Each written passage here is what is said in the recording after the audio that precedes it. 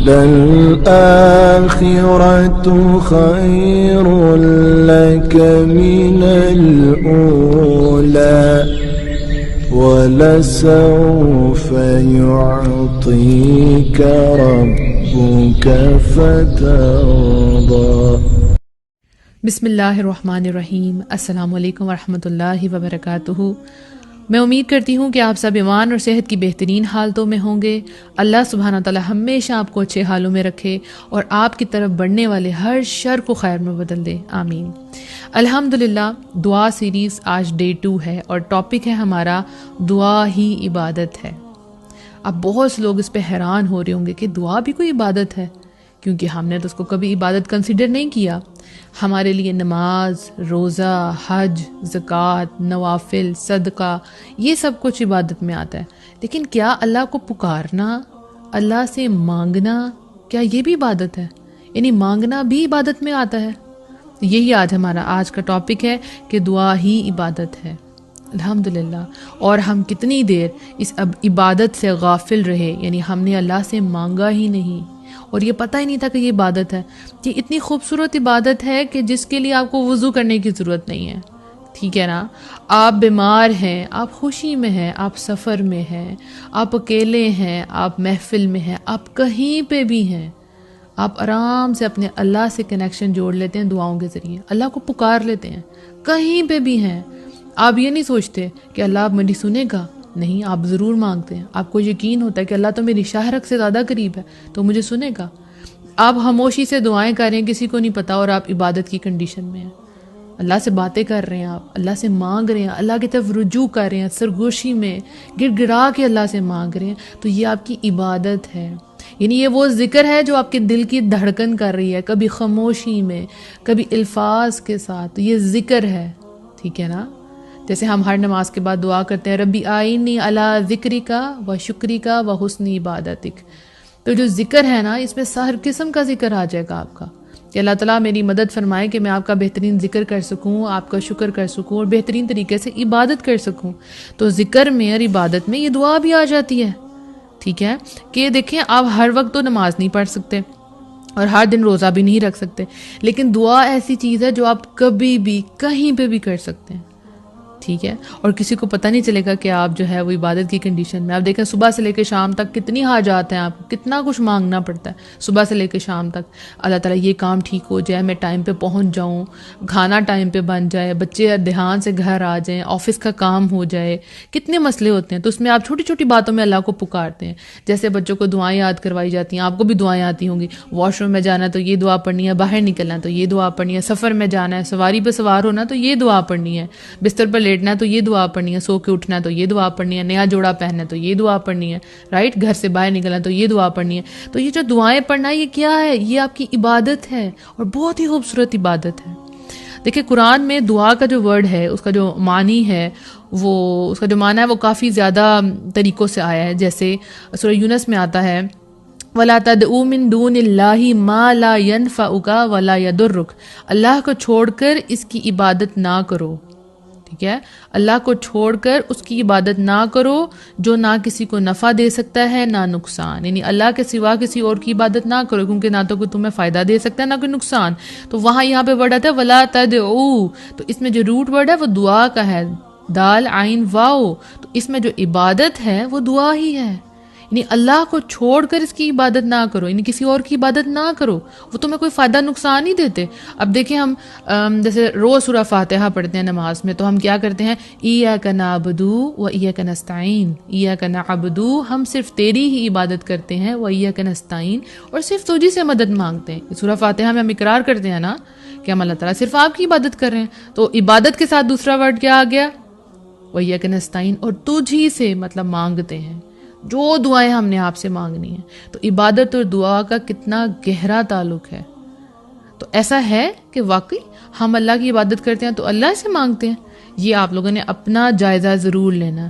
ایسا تو نہیں ہے کہ آپ عبادت تو اللہ کی کر رہے ہیں، سجدے تو اللہ کے آگے ٹیک رہے ہیں، لیکن جب مانگنے کی باری آتی تو لوگوں سے مانگتے ہیں، لوگوں کی سفارشیں ڈالتے ہیں، ٹھیک ہے؟ ایسا تو نہیں کہ کہیں آپ پتھروں سے مانگ رہے ہوں، کہیں ایسا تو نہیں کہ آپ لوگ جو ہے وہ قبروں پہ جا رہے ہوں، ٹھیک ہے نا, کہ بھئی یہ بہت جو ہے نیک لوگ تھے تو ہم ان سے دعا کرتے ہیں.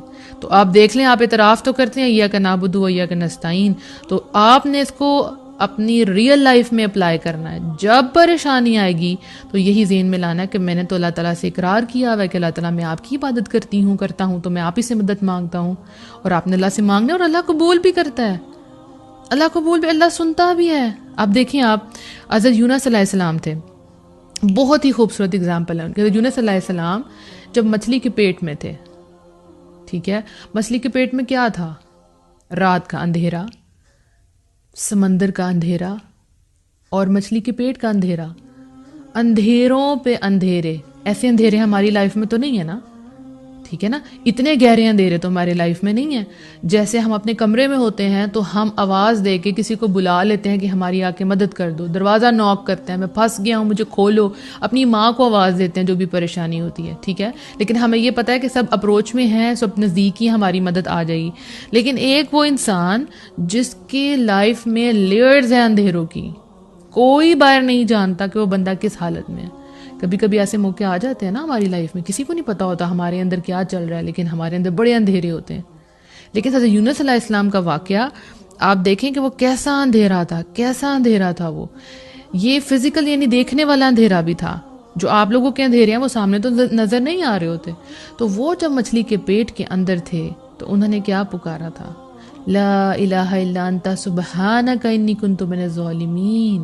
انہوں نے اللہ کو پکارا تھا اور اعتراف کیا تھا کہ یا اللہ میں ہی ظالموں میں سے ہوں. تو اللہ نے ان کی سن لی, اللہ نے ان کو ان اندھیروں سے, تینوں اندھیروں سے باہر نکال دیا, کیونکہ انہوں نے اللہ کو پکارا تھا, انہوں نے کسی اور کو نہیں پکارا تھا. ہمیں پتہ کیا ہوتا ہے, ہمارے جب سارے دروازے بند ہو جاتے ہیں نا, ہر جگہ سے ریجیکشن آ جاتی ہے, پھر ہم اللہ سے مانگتے ہیں. ہمارا ایٹیٹیوڈ یہی ہے, پہلے ہم لوگوں کی طرف اپروچ کرتے ہیں, اس سے مانگا, اس سے ریکویسٹ کی, اور پھر جب کوئی راستہ نہیں ملتا اور پھر جان مات بچھا کے تو اللہ سے دعائیں مانگتے ہیں. یہ تو پہلا عمل تھا نا, یہ تو ہمیں سب سے پہلے کرنا تھا.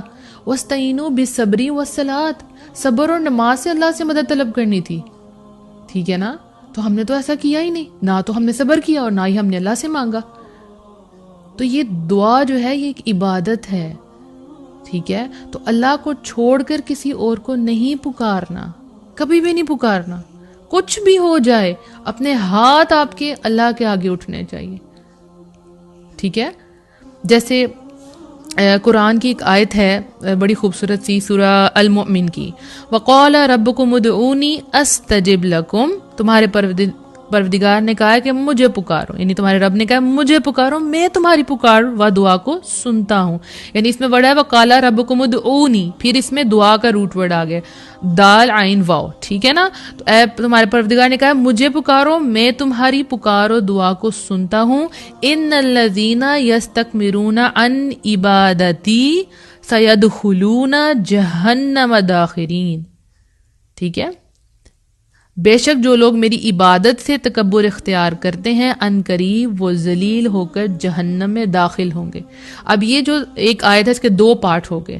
پہلے میں کہا کہ تم مجھ سے دعا مانگو, میں تمہاری دعا قبول کروں گا, اور دوسرے میں کہا کہ جو لوگ میری عبادت سے تکبر اختیار کرتے ہیں. تو یہاں پہ اللہ سبحانہ تعالیٰ نے پہلی دفعہ ان عبادتی, اس میں ان عبادتی یوز کیا, ٹھیک ہے, ان دعائی استعمال نہیں کیا, رائٹ.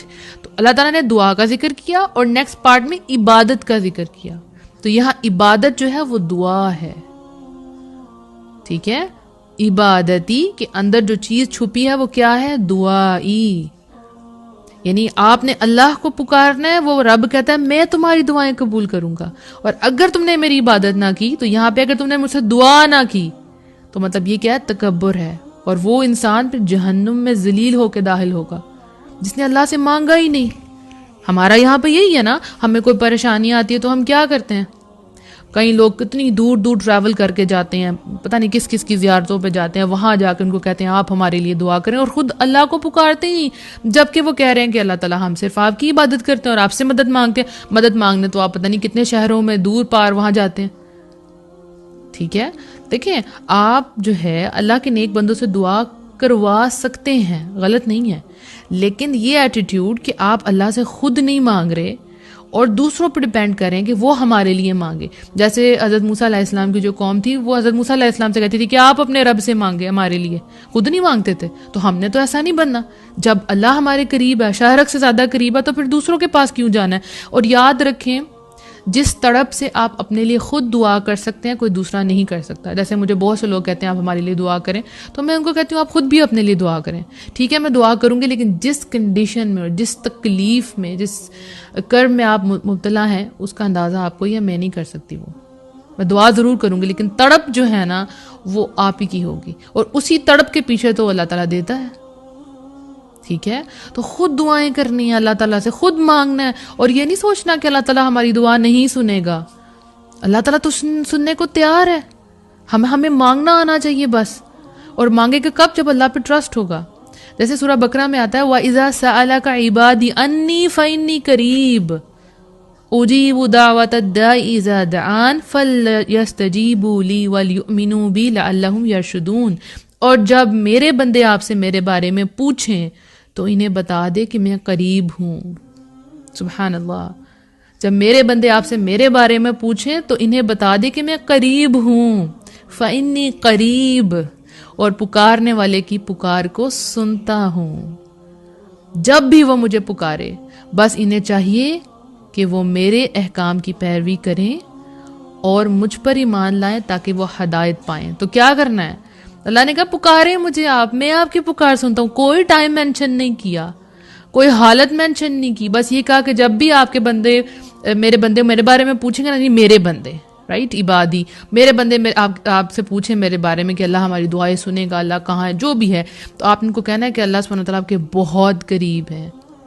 ٹھیک ہے, اور جب بھی آپ اللہ کو پکاریں گے اللہ آپ کی بات سنے گا, اللہ آپ کی دعائیں ضرور سنے گا. ٹھیک ہے, اب کئی لوگ ہیں وہ ایک ہی دعا جو ہے وہ مطلب ایک ہی ذکر ہے جس کو کافی لوگوں کو بلاتے ہیں, بٹھاتے ہیں, اور وہ سارے مل کے وہ ذکر کر رہے ہوتے ہیں کہ بھی ہمارا بہت بڑا مسئلہ ہے تو ہم سب مل کے پڑھتے ہیں اور پھر اللہ تعالیٰ ہماری دعا سنے گا. تو میں کہتی ہوں کہ اگر آپ کا اللہ پہ توکل ہے نا, آپ ایک دفعہ پکاریں گے, تو یونس علیہ السلام نے ایک دفعہ پکارا تھا تو اللہ تعالیٰ نے ان کی پکار کا جواب دیا تھا نا. تو آپ کا جب آپ 24/7 یعنی پورے دن میں 24 گھنٹوں میں آپ اللہ کو یاد کرتے ہیں, ہر چھوٹی سی چھوٹی چیز آپ اللہ سے مانگتے ہیں, آپ خوشی میں اللہ کو یاد رکھتے ہیں, تو غم میں, ٹینشن میں آپ نے اللہ کو ایک دفعہ پکارنا نا, آپ کو لمبی لمبی تسبیحات نہیں کرنی پڑیں گی. آپ نے ایک دفعہ اللہ کو پکارنا, اللہ نے آپ کی فوراً پکار کا جواب دینا. لیکن ہمیں یہ آنا چاہیے کہ ہم نے ہر حالت میں اللہ کو پکارنا ہے, خوشی میں بھی, غم میں بھی, اسپیشل خوشی میں, آسانی میں اللہ تعالیٰ کو پکارنا ہے. سب سے زیادہ ہم بھولتے کب ہیں, آسانی میں اللہ کو بھول جاتے ہیں. ہمارا یہی ایٹیٹیوڈ ہے, ہم بڑے ناشکرے لوگ ہیں. ٹھیک ہے, تو ہمارا کنیکشن ایسا ہو کہ ہم ہمیشہ اللہ کو یاد رکھیں. سورہ الاحقاف میں آتا ہے وَمَنْ أَضَلُّ مِمَّنْ يَدْعُو مِن دُونِ اللَّهِ مَنْ لَا يَسْتَجِيبُ لَهُ إِلَى يَوْمِ الْقِيَامَةِ وَهُمْ عَنْ دُعَائِهِمْ غَافِلُونَ. اور اس سے بڑھ کر گمراہ کون ہے جو اللہ کو چھوڑ کر ایسے لوگوں کو پکارتا ہے جو قیامت تک بھی اس کی نہیں سن سکتے اور وہ اس کی پکار سے غافل ہیں. کتنا گمراہ ہے لوگ, بھٹکے ہوئے ہیں لوگ کہ وہ اللہ سے نہیں مانگتے, ایسے لوگوں سے مانگتے ہیں, ایسی ہستیوں کے پاس جاتے ہیں کہ جو ان کو کوئی فائدہ نہیں دے سکتے, قیامت تک وہ اس کو سن ہی نہیں سکتے. اور آپ کا رب سمیع العلیم, پکاریں آپ اللہ کو, اللہ سب جانتا ہے, اللہ سب سنتا ہے, اللہ پہ یقین تو کریں آپ. اس عبادت کو آپ اپنے لائف میں لے آنا, یہ ایک بہت خوبصورت عبادت ہے. تو قرآن میں آپ کو بتا رہی تھی کہ اللہ تعالیٰ نے اس دعا کے کئی معنی رکھے ہیں. ایک میں ہم نے پڑھا کہ عبادت ہے, اس کے بعد یہ طلب بھی ہے, یہ مدد بھی ہے. جیسے وَدْعُوا شُهَدَاءَكُم مِّن دُونِ اللَّهِ, سورہ بقرہ میں آتا ہے, سورہ البقرہ میں, تم اللہ کے سوا اپنے سب مددگاروں کو بلا لو. وَدْعُوا, تو یہ پکار بھی ہے, مدد بھی ہے. تو ہم نے مدد کس سے مانگنی ہے, اللہ سے مانگنی ہے. پھر ایک اور جگہ پہ آتا ہے ادعونی استجب لکم, اے میرے بندو مجھ سے سوال کرو میں تمہیں جواب دوں گا. تو یہ دعا ایک سوال بھی ہے, یعنی عبادت بھی ہے, مدد بھی ہے, سوال بھی ہے, اور یہ ندا بھی ہے, یعنی پکار بھی ہے. جیسے یوم یدعوکم, اس میں پھر وہ عین دال عین واو آ گیا, دعا والا روٹ ورڈ آ گیا, جس دن وہ تمہیں آواز دے گا.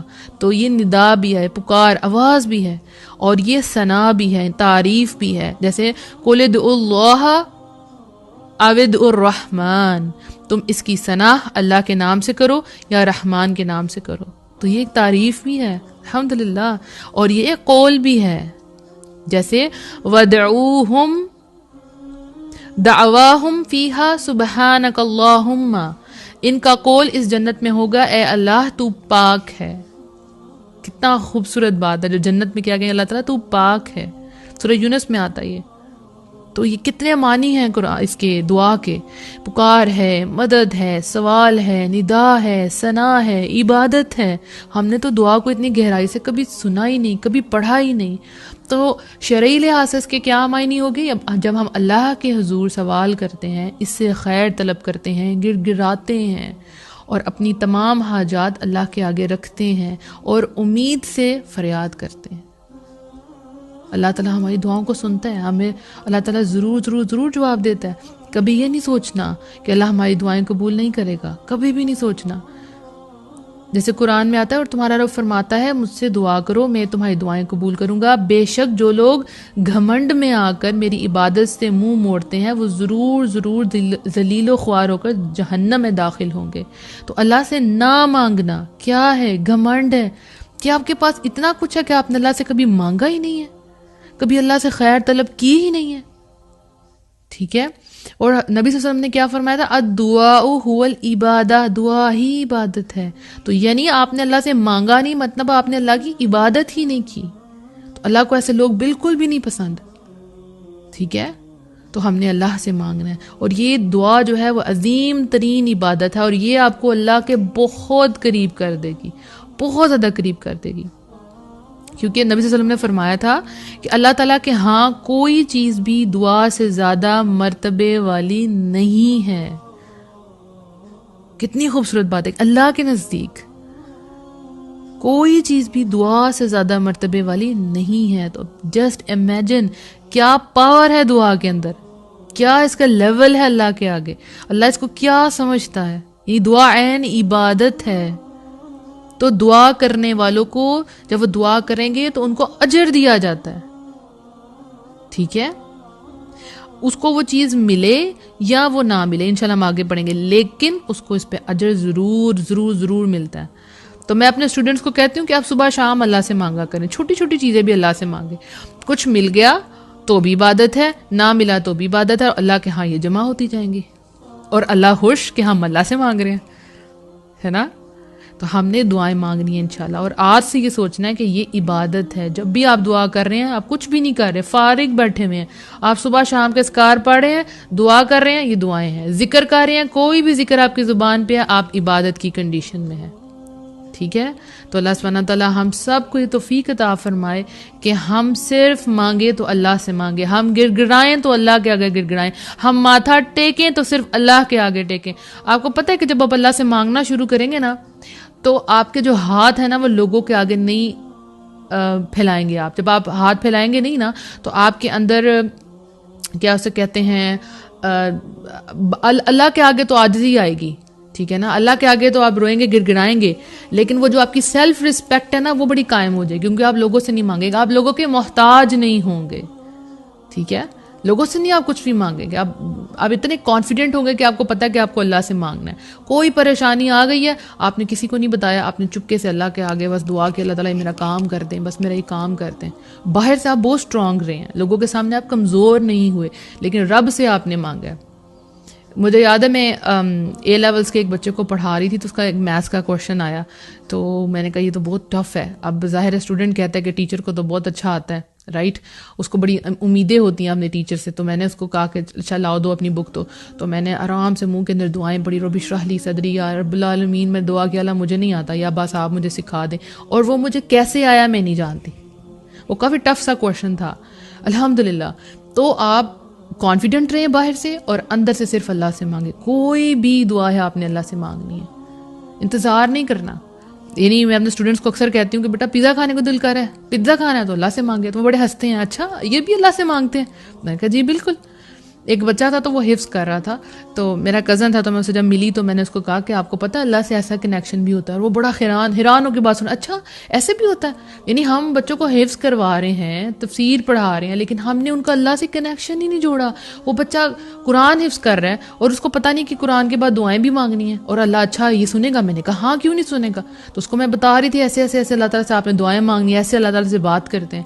تو ہم نے اپنا جو کنیکشن ہے اپنا اور اپنے بچوں کا دعاؤں کے ذریعے اللہ تعالیٰ سے جوڑنا ہے، اور یہ بہت خوبصورت ہوگا انشاءاللہ، کبھی نہیں ٹوٹے گا، کچھ بھی ہو جائے گا آپ کو پتہ ہے میں نے اللہ سے مانگنا ہے۔ میں اکثر یہ کہتی ہوں کہ جو بندہ اللہ پہ توکل کرتا ہے نا، پھر جب اس کو صحراؤں میں چھوڑ دیا جائے، میں صحرا کی اگزامپل دیتی ہوں کیونکہ مجھے حضرت حاجرہ علیہ السلام یاد آتی ہیں۔ جب وہ جو ہے صحرا میں تھی، انہوں نے کیا کہا کہ اللہ مجھے ضائع نہیں ہونے دے گا، یعنی کچھ بھی نہیں ہے وہاں پہ، اللہ پر اتنا توکل، اتنا توکل۔ تو جب ایسا توکل ہوتا ہے نا، پھر مجھ سے بھی زمزم جیسے ہی ہوتے ہیں۔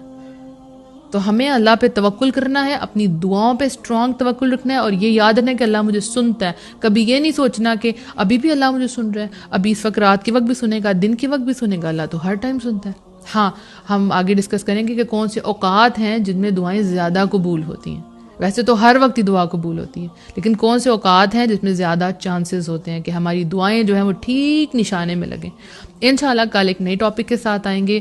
اللہ تعالیٰ ہم سب کو توفیق دے کہ ہم صحیح معنوں میں عبادت کریں اللہ تعالیٰ کی، اور اللہ تعالیٰ ہماری دعاؤں کو قبول فرمائے اور وہ اعمال ہم سے کروا لے جن سے ہم مستجاب دعوات بن جاتے ہیں، جس سے دعائیں ہماری قبول ہوتی ہیں۔ اپنا خیال رکھیے گا۔ السلام علیکم ورحمۃ اللہ۔